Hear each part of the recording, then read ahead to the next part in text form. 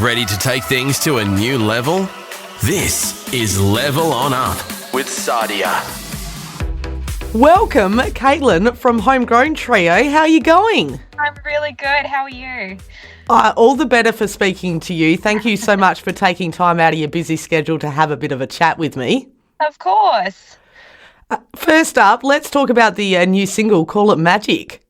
Absolutely. Well, we're so excited about it. It's finally out in the world. It's been sort of in the works for a couple of years now, so I'm glad it's finally out.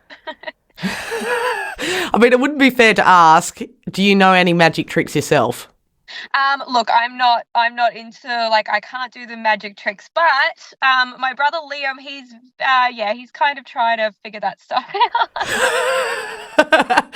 For those that don't know, can you tell us a bit about Homegrown Trio? Absolutely. So we're siblings, obviously. We grew up on a 1,000,000-acre cattle station up in North Queensland. So that was sort of where we're from. And we've been singing together our entire lives. We did.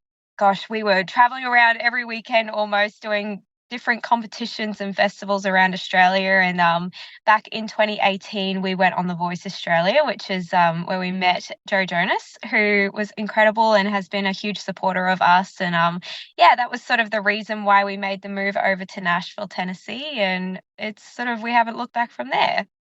So is it fair to say that a very musical family? We are a very musical family. Mum and Dad, they love music. Mum was more so, she played guitar in high school, but Mum and Dad kind of just sing when it's karaoke night. We kind of definitely picked up the music sort of side of things, and we love it. Mum and Dad are so supportive of it as well, and they're sort of, most of the time, they're at every single performance that we're at. So, well, I think it'd be fair to say that you get a lot of questions on how you work together as siblings, but have there been any other bands, particularly in the country music industry, that have sort of paved the way for you to go, well, if they can do it as siblings, we can too? Oh, absolutely. I mean, there's so many Aussie sibling bands as well, like the McClymonts, the Buckleys, that are just incredible. But I think for us, just like looking at bands that we grew up listening to, like Lady Antebellum and Little Big Town, Fleetwood Mac, we really take inspiration from those guys. And it's pretty cool that we get to do it as siblings and get to experience all of this together as well. Now, you made mention of Jonas, the Jonas Brothers, well, one of them, but you've actually toured with them as well. We have, yeah. So we moved to Nashville back in 2021, and we actually went out on tour opening for those guys in the fall of 2021. So it was wild. It was just like such a crazy experience and the biggest shows that we've ever played. So we had so much fun. Is that an experience that you thought you'd ever get to enjoy? Not in our wildest dreams, honestly. It was kind of very surreal. I remember the day Joe had gave us a phone call. We were still here in Australia, and he was over in the States, and he called us, and he was we were chatting about us moving over, and then right at the end of the call, he kind of casually threw out, he's like, "Oh, do you guys want to come out and tour with us?" And we were like, "Are you being serious right now?" Of course we said yes.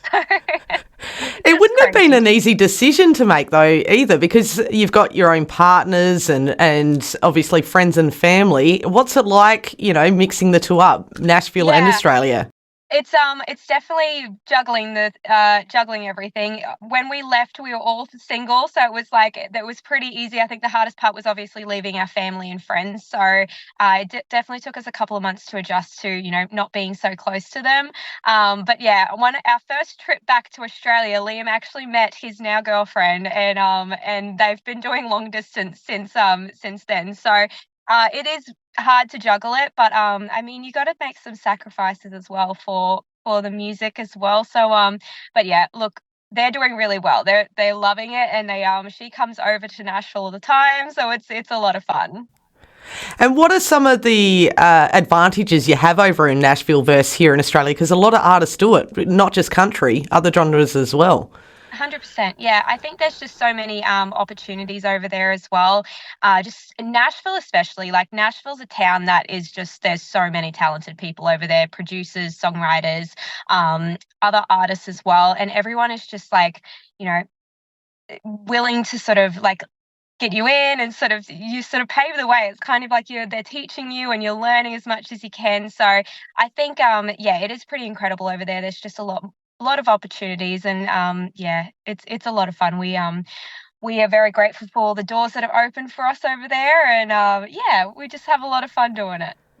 And country music itself is making a huge impact on the charts at the moment. How do you feel about that? Yeah, it's really cool. I think it's a pretty awesome thing that there's all these sort of pop artists coming over to the countryside now, like Post Malone and stuff. Like, I think it's pretty awesome. So And it's been kind of interesting because you've got your traditional country fans, but country, and admittedly, don't see this new genre as such as country.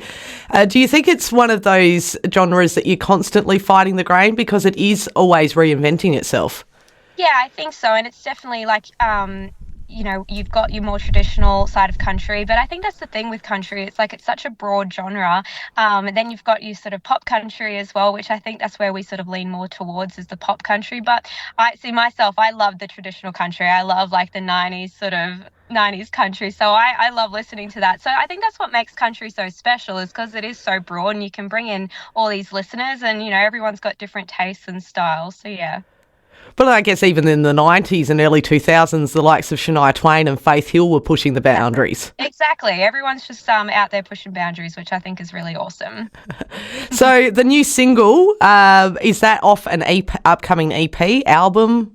We are working towards that at the second, so we're just putting out singles at the moment. Hopefully next year we'll be working towards an album, which we're excited about. But we've got a lot of songs sort of that we're sitting on at the second. So 2024 we'll have a few more songs coming out this year, and aiming for an album next year. So how do you condense it down to the final 12 or 8? Because it'd be a bit of a process, wouldn't it? It's a bit of a process, and especially because there's 3 of us, like we are very, strong-headed people. So we're like, okay, we've got to sit down and not have our sibling arguments trying to figure out what songs we're going to record. Any lead tracks from you? Do all 3 of you sort of take the reins or take in turn of taking the reins of the lead vocals? Yeah, absolutely. I mean, our first 2 singles, Casey's been the lead on the first 2, but we've kind of broken it up. We sort of said, okay, we'll evenly split it up because we all like to take lead on some of the songs. So we've got a couple more songs coming out this year that Liam and I will get a chance to have a go at the lead on. So music that's obviously been the first line of passion. Did you ever have a backup?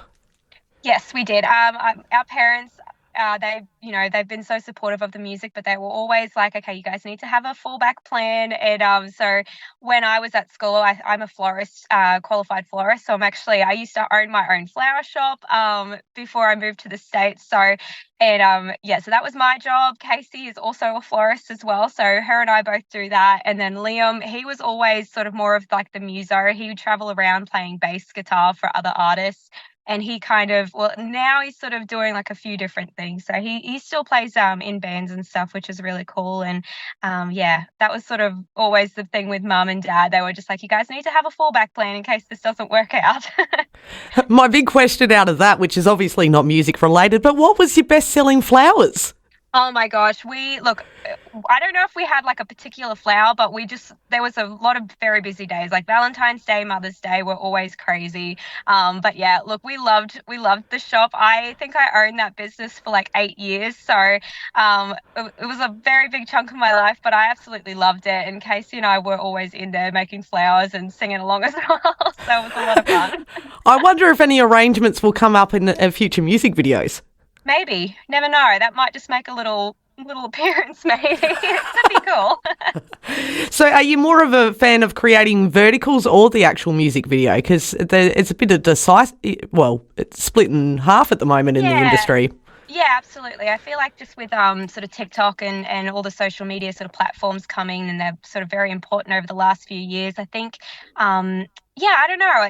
It's a tricky one because music videos I love the music video side of stuff. I think they just tell the story a little bit more and enhance the song a little bit more with a story. But like the vertical stuff, like doing all the sort of TikToks and stuff like that, it's fun as well. Like you can make those a little bit more casual and sort of show your personality a bit more, which I think is pretty fun. It's definitely changed the face of the music industry because assuming when you grew up you just wanted to get on stage and sing and record music, and now there's so many different facets of it all. I know there's so many different elements, and you've got to work all of them to sort of keep going in the music industry, which is it's very interesting. But I think that's just how time goes; it keeps changing all the time. So yeah. You've got a very good team behind you, obviously, because you need different ideas and different wisdom to help you create what you're doing. Absolutely, yeah. Now, you've also got a big show coming up in September, Big Sound. Yes, we're so excited about it. We haven't played a show in Australia for a couple of years now, so this is our first one back home in a while. So we're very excited about it. We've got 2 showcases over the Big Sound Festival, so really looking forward to that. And then we head back to the States again at sort of towards the end of September. So we're going to be back and forth a little bit more this year, which we're excited about. It's nice to come home for a bit. Got any big headline tours coming up? Obviously.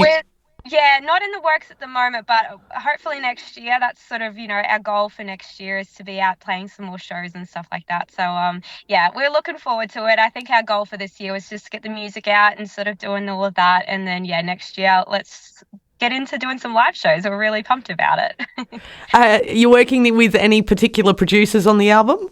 Yes, we've had some really incredible producers working with us on this. We've had Dan Huff, Nathan Chapman, and Joy Williams on the project, all Nashville-based, all like Grammy and CMA award winners. Like, it's just crazy. Dan has worked on pretty much like anyone over in the States. Dan has been a part of their record. So getting to work with him and Nathan and Joy, it was just a dream come true. Well, keep doing what you're doing because it's obviously working out. You've had some great success with this track and, of course, your debut single in the charts here in Australia, and can't wait to see what you got up your sleeves next. Oh, thank you so much. Well, I really appreciate it.